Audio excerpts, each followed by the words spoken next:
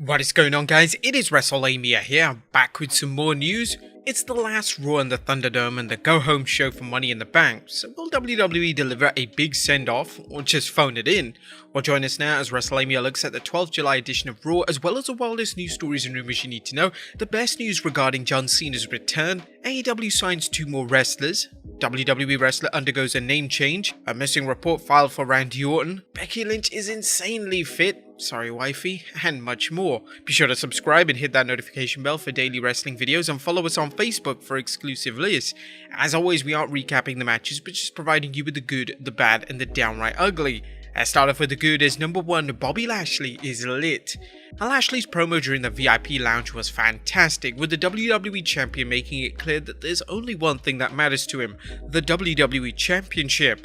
The Almighty made it crystal clear to MVP following a surprise loss to Xavier Woods that the women, the champagne and even his friendship with MVP mean nothing to him. Damn, no more of Lashley's guilt. In his words, it's all bull. Lashley's promo was the big money one that fans have been waiting for, and it's clear that Lashley now has it all. The looks, the attitude, the ring skills and the mic skills.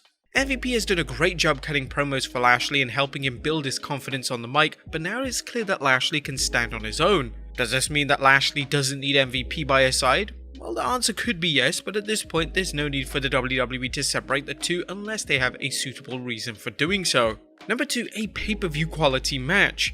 Last night's Full Counts Anywhere match between Morrison and Ricochet was fire, with the bout so good it could have aired on pay-per-view. In fact, why isn't it? This should have been on Money in the Bank. The big question now is what the WWE plans on doing with Ricochet. It goes without saying that both Johnny and Ricochet can deliver in the ring, and now the WWE has to ask if it's ready to give Ricochet a push or to leave him at the level of a wrestler who entertains the fans with fantastic matches, but who isn't leaving the mid-card.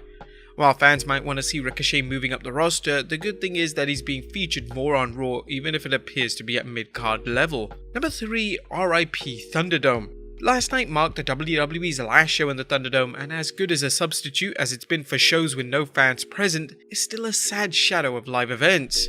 Again, we have to commend the WWE for still running shows during the pandemic when other sports programming couldn't be done. They kept us entertained during the pandemic, and to be honest, we gotta thank them for that. But now we can't wait to see what the WWE has planned as it brings fans back, not only in terms of its new sets and production values, but in the promotion's rumored efforts to get WWE back on track with more exciting storylines, big returns, and call-ups from NXT.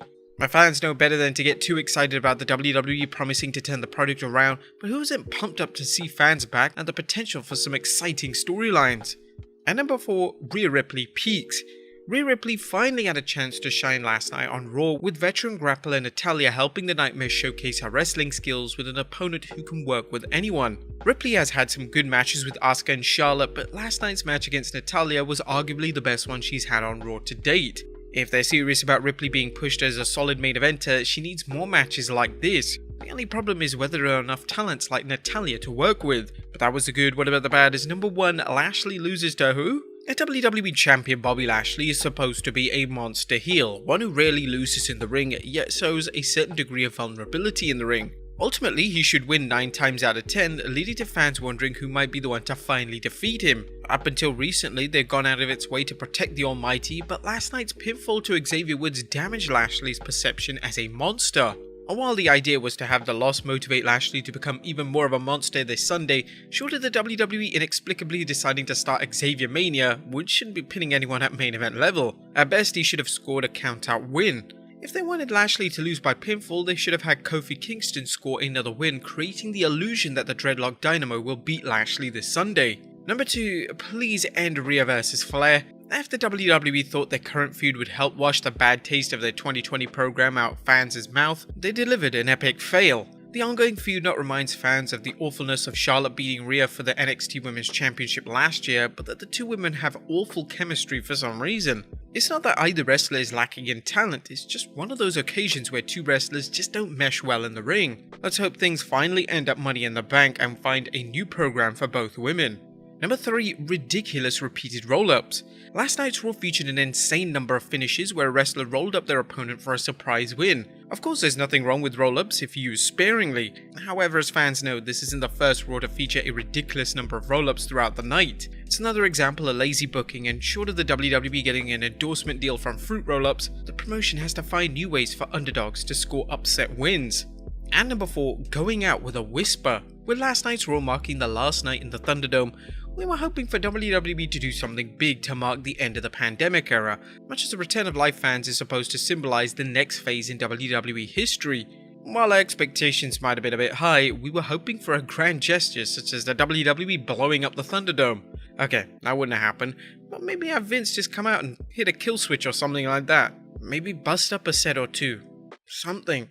Now, there was nothing downright ugly about last night's show, and the WWE bounced back from last week's uneventful Raw. They didn't phone it in despite this being the last show in the Thunderdome, instead putting on some excellent matches, forwarding the Mahal vs McIntyre program, teasing a program between Sheamus and Damian Priest, and building up Kofi vs Bobby Lashley. Judging from last night's segment with the Almighty, Kofi Kingston is in for a world of hurt this Sunday, and Lashley's going to destroy him, reminding fans why he's been so dominant. Oh, by the way, and this is the first time I've ever seen a wrestler pick up a sofa. Doesn't this remind you of SmackDown 2? You know, in The Office where you could pick up a sofa and swing it at your opponent? Oh, just me? Anyway, moving on. Now, let's move on to the news.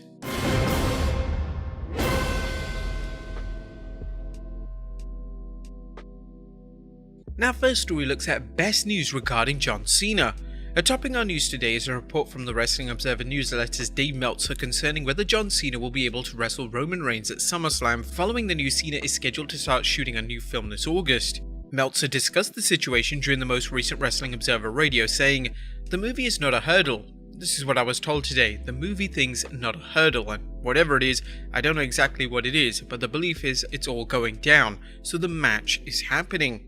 As ourselves and others have noticed, Cena's availability for the match is being questioned as an injury could sideline him from the film, costing the producers money as they wait for him to recover.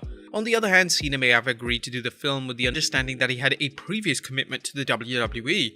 It's also possible Cena's role is small enough that an injury-related absence wouldn't seriously affect the overall production. We can't wait for Cena to come back and wrestle. What about you guys? Let us know in the comments down below.